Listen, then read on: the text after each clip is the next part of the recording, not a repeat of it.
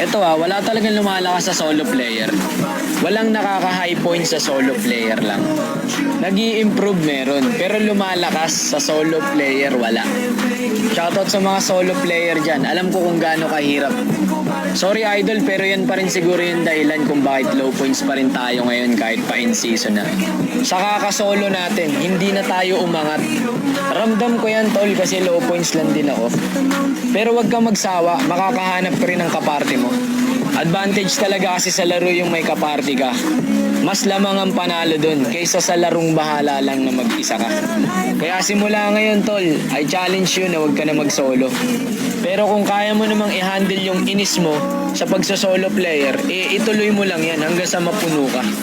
Yan ngayon yung dahilan kung bakit depressed ka sa mga kakampi mo. Sino ba naman kasi nagsabing mag-solo ka? Alam mo namang sa solo RG, napakaraming extraterrestrial.